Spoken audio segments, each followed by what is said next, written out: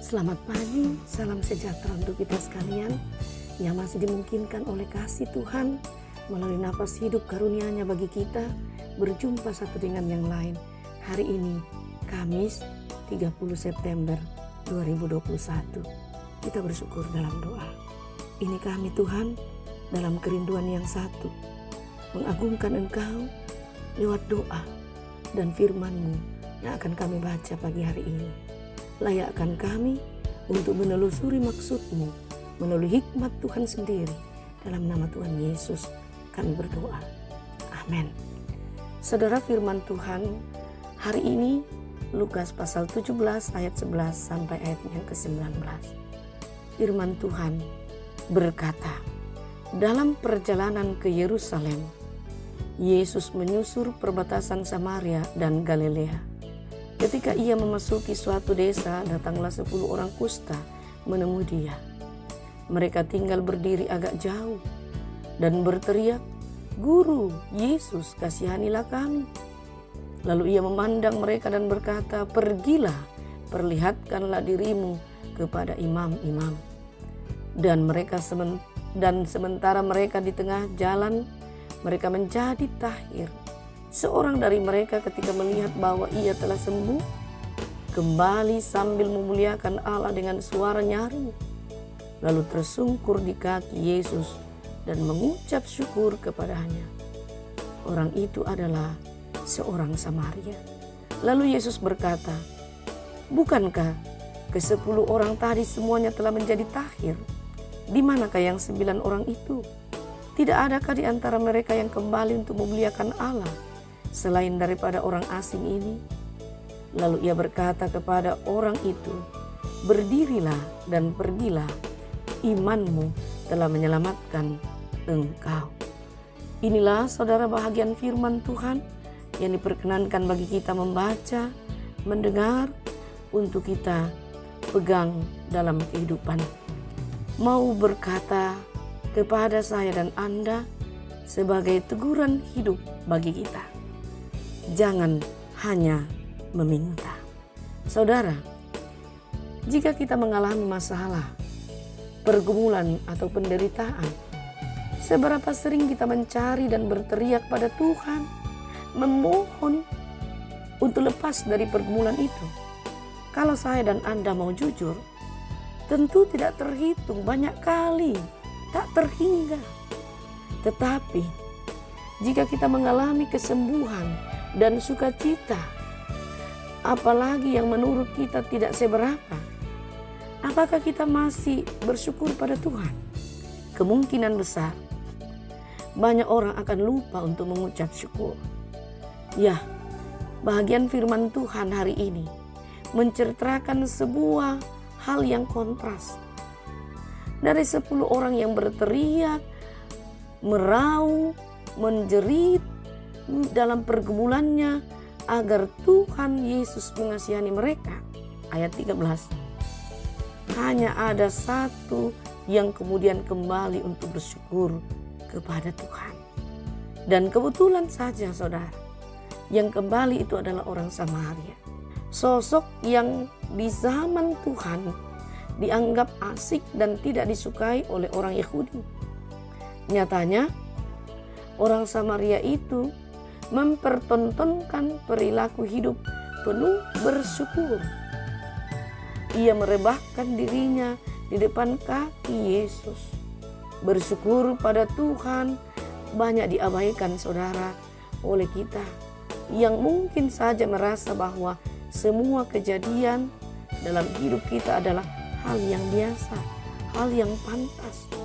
Namun orang Samaria itu memberikan pelajaran bahwa bersyukur adalah respon, jawaban yang sepatutnya ada ketika melihat tangan Tuhan bekerja memulihkan, menyelesaikan, mendamaikan, menenangkan, memberikan pertolongan, membawa jalan keluar, dan juga menyembuhkan. Kadang saudara, tangan Tuhan bekerja dalam kehidupan kita seakan tidak terlihat. Ia bisa juga bekerja melalui situasi tertentu Bahkan ia bisa bekerja dengan memakai orang lain. Ia juga bisa bekerja menggunakan kejadian tak terencana.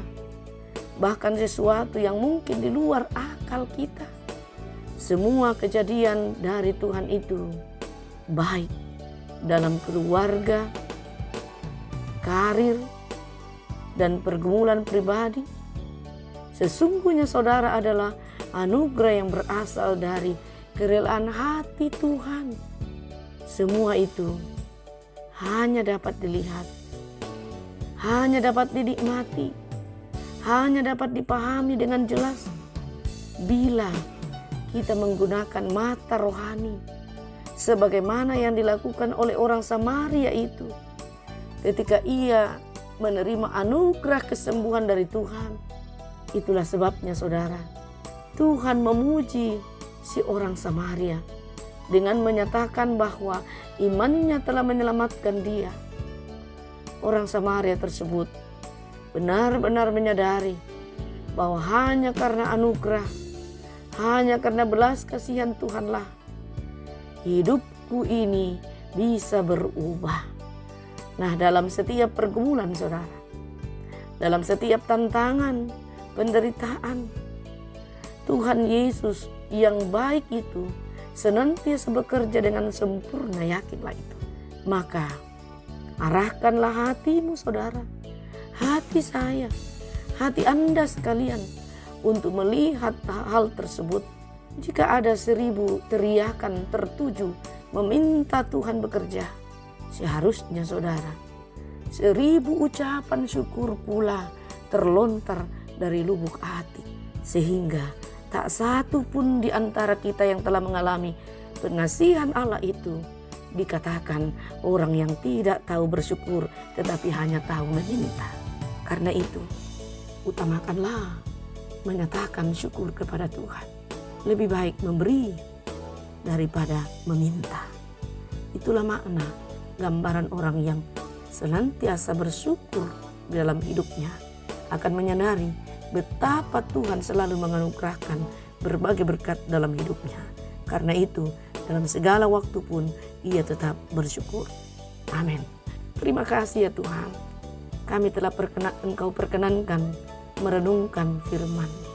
Biarlah firman-Mu ini menjadi kekayaan bagi kami. Menjadi mutiara yang tidak pernah hilang dalam kehidupan kami. Oh Bapa, terima kasih untuk semuanya ini. Kami berdoa untuk hidup kami hari ini dan rencana kami Allah. Kami bawa ke dalam tangan-Mu. Berbagai karya kami hari ini jadi seturut dengan kehendak-Mu. Kami berdoa untuk seluruh keluarga kami, sahabat kami, jemaat-Mu, saudara-saudara kami, masyarakat-Mu, bangsa ini, di mana saja mereka, dalam segala keadaan, termasuk pemerintah dan bangsa kami. Kami bawa di dalam pengasihan Tuhan. Kuasa-Mu berlangsung bagi kehidupan mereka semua. Cara pengasihan Tuhan nyata bagi kami semua. Semua kami tidak melupakan Engkau dalam hidup ini. Kami berdoa ya Tuhan untuk kebersamaan kami bagi masyarakat-Mu, bagi gereja-Mu dalam segala keadaan. Pertumbuhan, perkembangan, pelayanan gereja Tuhan, berkatilah nama-Mu yang diagungkan.